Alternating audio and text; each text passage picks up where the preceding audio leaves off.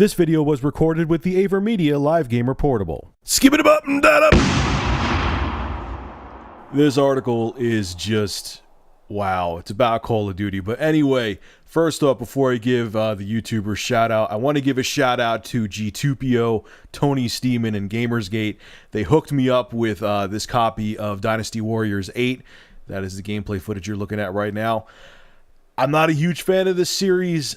This one I like better than the Warriors Orochi game for the Wii U. If I said that wrong, I apologize. I haven't had to even think about that game in a while. Thank God. But, you know, it still has that repetitive beat-em-up gameplay. It's Dynasty Warriors. You know what you're getting by now. They've made a million of them. You either love it or you hate it.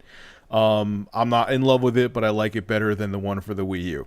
Moving on. So today's shout out goes to YouTuber GTA Police Copter. I'll have a link to his channel below in the description. And a Call of Duty developer is receiving death threats on Twitter because of the recent update to Call of Duty Black Ops 2. I shit you not. So David Vonderhaar, design director of Call of Duty Black Ops 2, received some colorful tweets, I believe it was yesterday, after a patch was released for the game. First off, here is what the patch did, okay? It reduced the damage of the AN-94 and reduced the rate of fire on the DSR as well as the ballista weapons. That's it. That's all the patch did. And this is how the Call of Duty community reacted. This is what they said to him on Twitter. I quote verbatim. This is not me paraphrasing. This is coming right from Twitter and Kotaku. End your fucking life, you cancer cunt. I will fuck your daughter. That's one Twitter user. I hope you die. Someone else wrote. Haha, screw David Vonderhaar. Fucking up the DSR and ballista. Can't fucking hit quad feeds now. In hashtags, kill yourself, Vonderhaar. Seriously, over a fucking video game. After he read all this, David Vonderhaar replied back on Twitter, not sure these fractions of a second are worth the threats of violence. The first thing I have to say is, David, welcome to my world.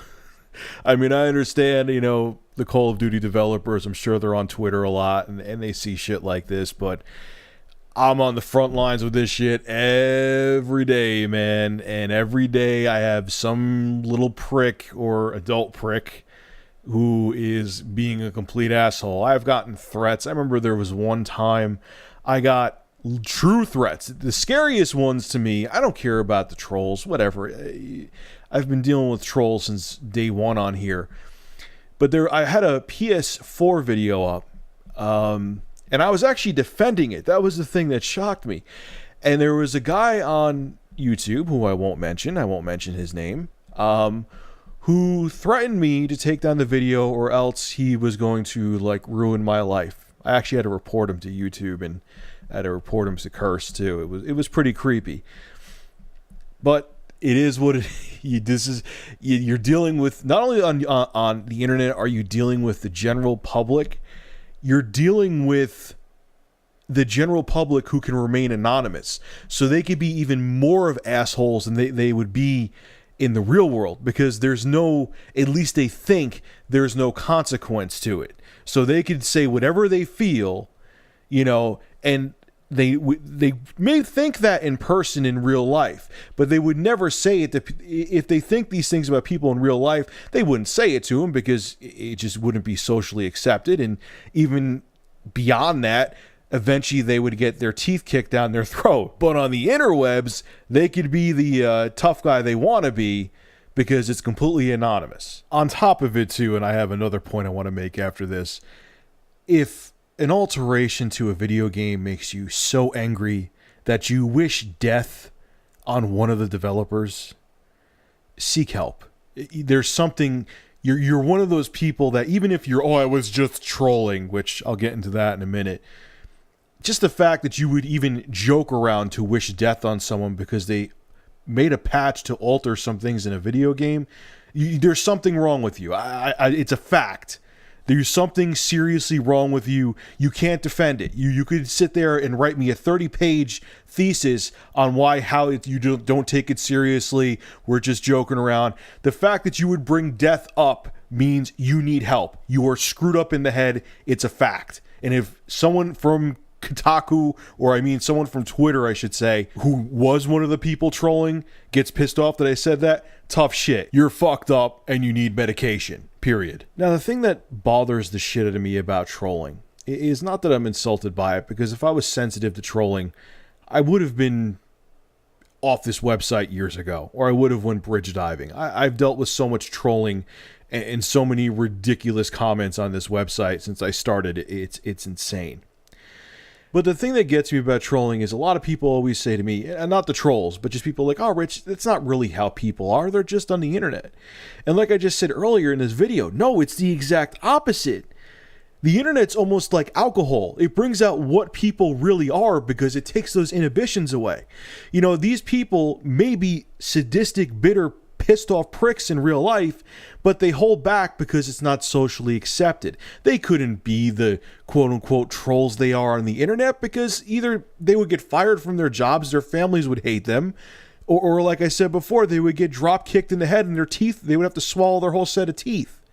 But on the internet, they can be who they really are. And that's what scares the shit out of me, is how many angry, embittered people there are out there. And you really see it on websites like YouTube. You see how much hate there is out there. That's what bothers me, is that how many angry, evil people there are on this planet. I knew that before YouTube. Obviously, I haven't lived in a glass bubble. But it's just like, holy shit, man. And the thing about trolls, too, is they always say their defense is, this is just entertainment to me. And I have a busy life, and, you know, this to me, when I have downtime, is enjoyable. And I always scratch my head and I like, okay, you're trying to damage control why you troll, but let me flip it, let me give you the reality. The little downtime you have, you enjoy spending it on the internet trying to piss off other people that you don't know. It doesn't sound as good when I word it that way, does it? But that's the truth. Man, when you think about the human race, you know, it sounds like I'm making this too deep, but I'm not. We try to be so advanced, and we think we're so evolved, and, you know, we're a brilliant species. But when you see things like this and you really think about what causes trolling, it makes you realize we're only like a fraction away from apes fucking picking lice off each other, man. We are not as smart as we think. Anyway, I'm going to get off my soapbox now. Make sure to rate, comment, favorite, and subscribe. And if you have an interesting news story you would like me to discuss, private message me with a link via YouTube. And if I use your news article, I will give you a shout out in the video and feature your YouTube channel in the description. Have a good one.